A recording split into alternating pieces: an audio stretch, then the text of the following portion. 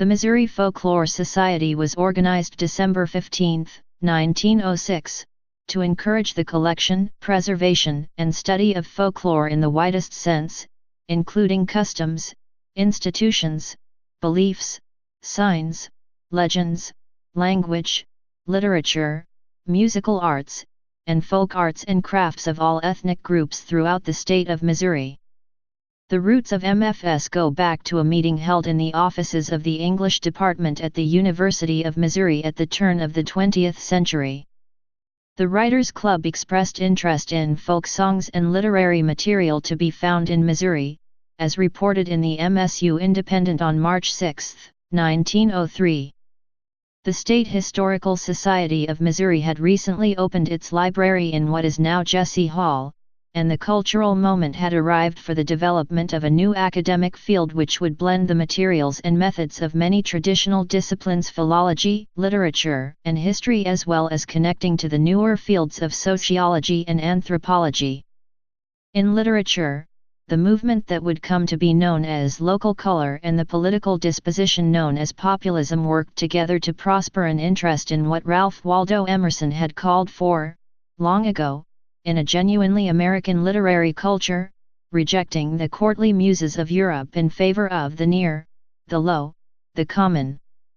The students of the English Club conceived of what would now be called a project in fieldwork and salvage ethnography, aware that sociological trends did not favor the preservation of materials of limited distribution and held in oral tradition, and probably feeling, as some Midwestern students perhaps continue to do, that their own culture hardly qualified as such in the eyes of more prestigious institutions on the eastern seaboard, they proposed to gather the lore of Missouri into bound volumes, as an archive for future researchers.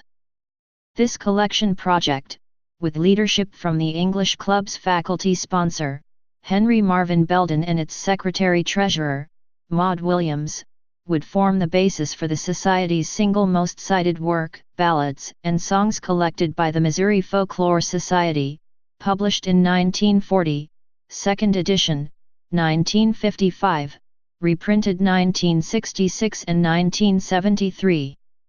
The collection project was an item of discussion at the 1905 meeting of the Modern Language Society in Chicago, where the fact that ancient ballads continued to be sung in rural areas was received as something of a revelation, though one to which the popular antiquities orientation of incipient folklore studies was favorably disposed. In addition to a very local sort of patriotism, the primary warrant for preserving a given text was that it could be traced to a prior tradition, especially one documentable in the British Isles, ideally in Thomas Percy's 1765 Relics of Ancient English Poetry or the English and Scottish Popular Ballads, 1882-98, of Francis James Child.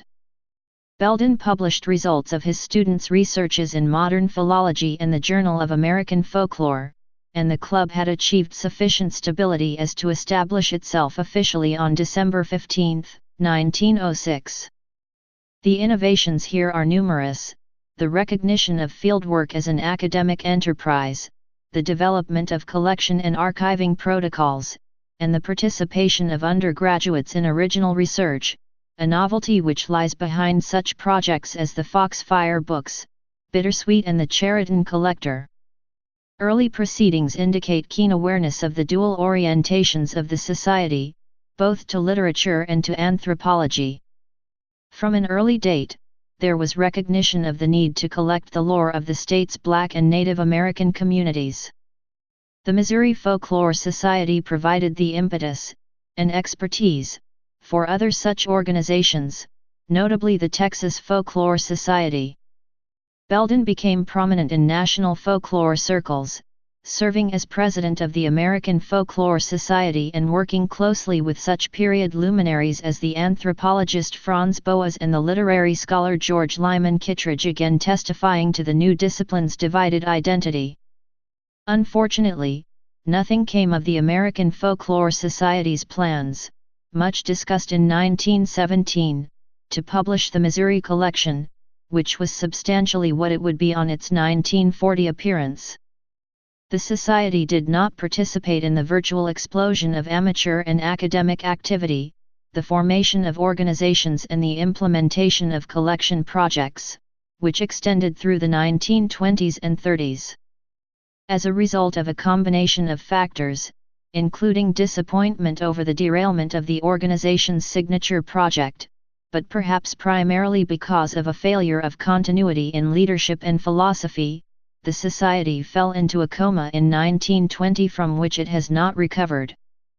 Belden became increasingly busy with administrative duties and other research projects, as was the case too with what then seemed a fine choice for Belden's successor, Archer Taylor. Mary Alicia Owen, the most prominent of early Missouri collectors and for decades a leader in the Society, did not share Belden's focused enthusiasm for folk song, preferring to cast the net much more broadly. For these and other reasons, the Society as such effectively went silent until 1977, though Missouri folklorists certainly remained active, and Missouri folklore continued to be collected and studied by such as Ward Dorrance, Vance Randolph, Joseph Carrier, R.P. Christson, Rosemary Thomas, and others. A group consisting mainly of University of Missouri faculty met on March 30, 1977 for the reactivation of the Society. The reincarnation of MFS, led by Adolph and Rebecca Schroeder, Don Holliday, and Kathy Barton, among others, was well prepared with broad publicity and grassroots participation from throughout the state.